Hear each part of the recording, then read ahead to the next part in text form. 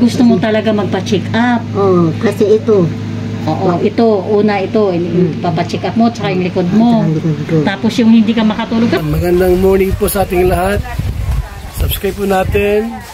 Ednat Mundor. Kalinga partners sa aking Northern Samar. Ayan. Salamat po mga kalinga. Thank you po, Kuya Val. Salamat.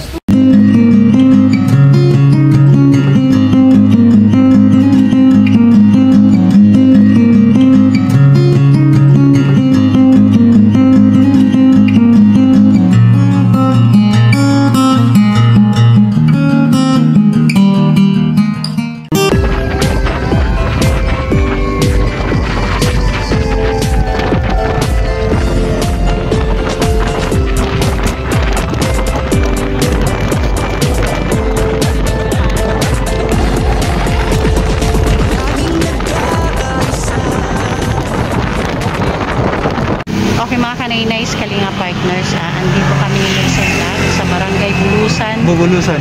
Barangay Bubulusan. Lawang Northern Samar. Lawang, sakop na ng Lawang Northern Samar. Ito po yung pinuntahan namin ngayon. Yung tumatawag po, nagchat-chat sa aming Ambajo with the Great para magbisita po yung nanay niya. Andito na kami, Nay Cora Lipata, para bisitahin po yung magulang mo. Samahan nyo kami mga kanay-nice. Maupay na umudto si nanay. Ano pangalan ni nanay? Maria Lipata. Si nanay Maria. Pwede po kami pumasok? Ay, magandang tanghali po, tay. Pasok po kami, ha? Ay. Magandang tanghali, Nanay Maria. Musta po?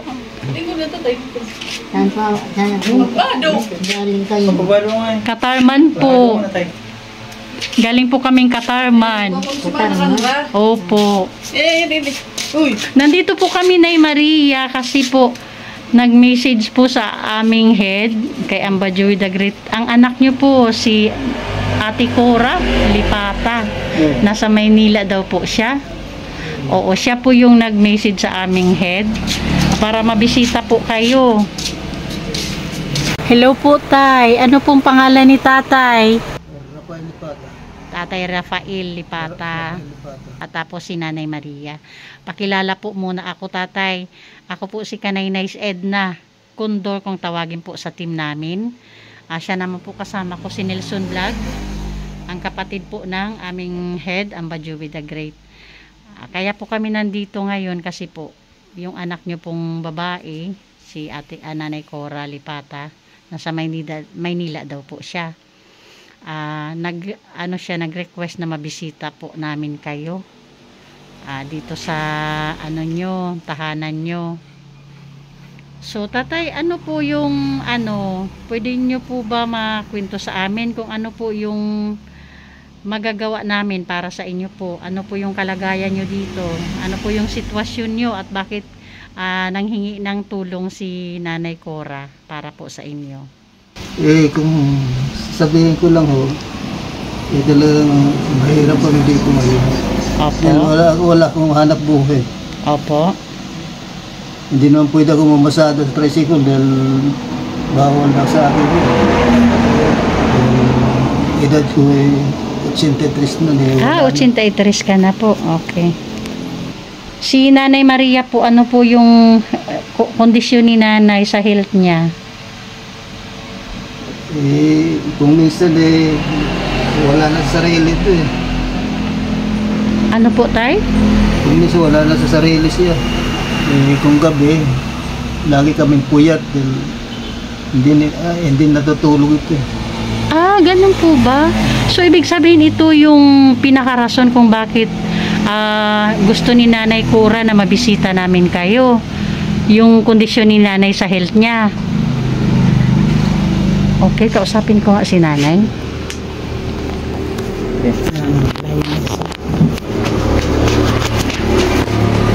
Nanay, musta po? Ako po si Nay Nice Edna. Ang member po ng Red Memorial. Nakakarinig pa naman po kayo, Nay Maria? Okay. Ano pong problema, Nay? Ang problema ko, ang paglakad. Paglakad. Hindi, nahirapan na po kayong lumakad? Bakit po? Ano po nangyari? Itong ano ko ito. Kasi Tuhod. pag halimbawa ano ito. Ito. Hindi na po, hindi, nahirapan ka bang umupo ng ng straight, yung ganyan? Oo, kasi sa tingin ko mas masakit yan sa likod kung palagi ka nakaganyan. Siguruhan sila, i-straight mo. I-straight mo yung mo dito, likod mo. O kaya, sandal ka kaya dito, Nay. Na, kaya mo bang gawin yan, yung sumandal dito sa upuan? Pero sandali lang. Mas nahirapan ka kung naka-straight kang ganun. Okay. So, anong problema mo sa health, Nay? Ano yung mga nararamdaman mo na sa tingin mo nagpapahirap sa'yo? Sabi ni tatay, hindi ka na daw makatulog sa gabi. Bakit po? Kasi sinasabi nila pag halimbawa gabi, Opo? siyempre, ako tayo. Ayaw nila, tumayo ako. Naku, bakit? Pag halimbawa dito ako, hindi. Ano kayo nagpa ako? Opo. Pero nakakatulog ka naman sa gabi or nagigising ka lang kung iihi ka? Okay. Maliban doon, Nay, ano yung nararamdaman mong hindi mo gusto? Sa tingin mo nagpapahirap sa'yo araw-araw?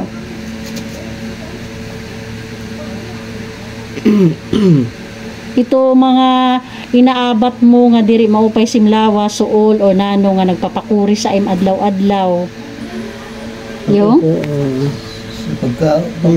Sinusubukan ko na lang. Sa pagkain sinusubuan mo na lang, Tay? Wow naman, ang sarap talaga pag tumanda na andyan para kayong dalawa, At least kahit ganyan na yung mga edad nyo, yun yung sinasabi na pagdating ng edad na po, ay nakita ko tuloy yung buhok ni tatay, pag puti ng buhok nyo lahat, kayong mag-asawa, andyan pa din kayo, kaya nyo pa din subuan yung isa't isa, kaya nyo pa rin bantayan yung isa't isa. Napakaswerte nyo po at hindi po lahat nabibigyan ng tsansa na umabot sa ganyang edad na magkasama pa din. Kaya napakalaking, yun pa lang po, blessing na po sa inyo yan. Siguro ngayon nakita ko na kung bakit si Nanay Cura gusto niya mabisita namin kayo. Nanay, ito bang kamay mo? Ito may problema ba to? Hindi mo na masyado magalaw. Ito okay naman. Itong isa talaga. Bakit anong nangyari dito dati? May nangyari ba dito dati? At hindi mo... Nahulog ako sa hagdanan. Okay. Tama ito. Wala naman nahilot dito. Kaya ngayon hindi mo na hindi mo na tumagalaw, hindi mo na Kung minsan magamit. nakakahulog sa higaan. Nagagalaw ka na, pero ang problema lang, huwag lang matagal. Dito naman sa paa mo ba, sabi mo hindi ka hindi ka makalakad. Bakit po? Saan po ang masakit dito? Dito? Sa may tuhod mismo? Tuhod mismo yung problema? Okay. So, hindi siya tatay nakakatayo? Ganun lang siya? Pag tumayo siya, kailangan alalayan talaga. Alalayan ko talaga ito. Ilang taon na si Nanay Maria? Meron tayo pa. 86 yung muna ito. 86, ikaw po is 80? 83. Masahit si Nanay ng 3 taon. Kaya pala si tatay yung Ako talagang nahihirapan sa Hindi ba masakit yung dito mo? Ito yun yung masakit. Likod niya. Kasi yung posisyon niya palagi na nakala. Kaya may street. So ito yung inida mo, masakit to dito, tapos dito. Dito. May maintenance na ba kayo, Nay Maria, ng gamot? Araw-araw? Ano? May maintenance, may ininom na kayong gamot araw-araw? Ikaw, Tatay Rafa. May iniinom ka pa, may maintenance ka ba? Yung gamot na araw-araw iniinom? High blood. Para sa high blood? May, Si nanay? wala. Wala. Hindi high blood si nanay? Hindi naman sir. Ito, check up ito ng mga... Halimbawa, Pandito. umaano ako, napapadingin naman ako Ang alin? ng gamot. Gamot? Para sa sakit sa katawan. Pero kumakain ka pa naman ng yung pagkain mo, wala namang problema. Yung mga paligdo. Gatas, may biskuit. Ay, sa ating gabi, tinitimpla ko itong gatas eh. Wow! Sana lahat umaabot sa ganyan. Tatay Rafael, sa tingin mo, ano yung pinaka-problema niyo kay Nanay Maria? Kung problema ko nito, kung natutulog ka sa gabi. Dahil hindi makatulog sa gabi, ako naman natutulog din. Hinaharap ko para hindi sumabak dito. Kung nandito sa baba siya, lakad ang lakad para walang direksyon. Magdamag talaga siya, hindi naman. Magdamag? Mag-agad siya nakatulog? Kung minsan nga 2 oras, at 1 oras, yun lang natutulog ako. Natutulog naman siya sa magdamag pero 1 oras lang o 2 oras. Pero wala naman siyang Yan ang problema ko sa kanya yung gabi. yung pagtulog lang. Pero sa araw, ganito, natutulog siya? Hindi nga makatulog ng maigit. Hindi rin. Hindi. So dapat gabi, Hihiga siya, kunyari natutulog, tapos babangon na naman. Yun ang ginagawa niya eh. so sa tingin mo tatay, kung may mag-offer ng tulong sa inyo, ano yung pinakauna mong kailangan na tulong? Mag-check-up ito. Gusto mong ma-check up si nanay? Problema, wala nang sumasama sa akin. Gusto mo talaga magpa-check up? Oo, kasi ito, Oo, ito, papacheck up mo, tsaka yung likod mo. Tapos yung hindi ka makatulog, kasi baka naman kasi yung hindi siya makatulog tayo, baka hindi natin alam, hindi ako sure, pero sa ano ko lang, baka vitamins lang yung kailangan ni nanay para makatulog siya ng kompleto sa gabi. Ha? So, yung naisip ko lang, siyempre yung doktor yung mag-aano niyan pag nandoon na. So, sa tingin mo, yun yung kailangan mong tulong, yung mapacheck up ka na may kasama ka? Oo. Ang bilis lang ni nanay. Yun ang gusto mo, mapacheck up ka tapos may kasama ka? Oo, ang bilis ng sagot ni nanay kanina. Oo daw. So, ngayon mga kanainays, mga kalingang partners, klaro po yung sabi ni nanay, pagkakasabi ni Nanay Maria na talagang nakita ko sa mukha niya at sa kung paano niya i-deliver yung gusto talaga niya magpa-check up. Sige nanay, ganito na lang. Halimbawa may magpaabot ng tulong sa iyo, mag-grant yung wish mo na makapagpa-check up, babalik agad kami dito, ha? Nanay, para sa check up mo po. Ikaw tatay, sa tingin mo, ikaw, ano po ang sa health mo po? Ano po ang pinaka-problema mo po? Sa sarili ko. Opo. Itong mata ko po minsan laging nagluluho eh. Mata mo? Palaging naluluha. Pero hindi ka naman umiyak tayo, ha? Naluluha lang siya. Oo. Malabo ba paningin mo tayo? Malabo na? May grado na yung mata mo? Kung minsan, malabo, minsan, siyempre, minsan,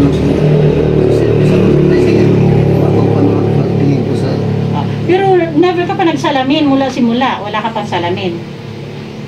yung ganyan lang. Alin? Yung shades lang. Yung shades. Okay. Sa ngayon, Nay, ito muna yung may abot ko sa inyo, ha? Ako na, Nay. Yan yung inaabot ni Nelson Vlog, yung bigas. Ayun. Sis Beth, ito na naman ulit. Unang arangkada para sa pabigas nyo po. Pinakaunang nahatira namin is si Tatay Rafael, ang mag-asawang Tatay Rafael at Nanay Maria. Si Nanay Maria po at saka si Tatay Rafael, sila po yung magulang ni Nanay Cora Lipata na nagme-message po sa ating Amba Joey the Great na mabisita sila. Kaya andito na po tayo. So yun na lang, Tatay Rafael, Nanay Maria, pag may nagpahatid po nung wish ni Nanay Maria na check up, mayroon pong sumagot, babalik po agad kami dito para po sa check up ni Nanay Maria. Ha? Okay, yun na lang. O sige, Nanay Maria, sana mabalikan agad kita, ha? Oo. O sige, Sis Beth Jones, thank you so much sa pabigas na walang sawa. Ako'y Tatay Rafael, babay na po. Opo. Okay mga Kanaynes, Kalinga partners, gusto ko lang po mag-thank you sa ating mga butihing sponsors, of course, Manay Terry Anderson, Sis Beth Jones, Ma'am Hawaii, Sis Marcelina Fedorowicz, Sis Claire Azan Malinica, Ma'am Beverly Prinzo, Sangkay Ima Vlogs, Miss Erin Biswilan, Sangkay Elite Lumagbas Bunyol, and Sis Selena Barbosa. Thank you po sa walang sawang support. At pa-support na din po Kuya Val Santos Matubang, Ate Ina Vlogs, and Kalinga Prab para po sa patuloy na paglingap. And palambing na din po, please support the Great Team Morainon headed by Amba Joey the Great. Ang inyong lingkod po, Kanay Nice, Edna Condor, Yansky TV, Nelson TV Official, and Limix TV and Biyahing King. Thank you so much po.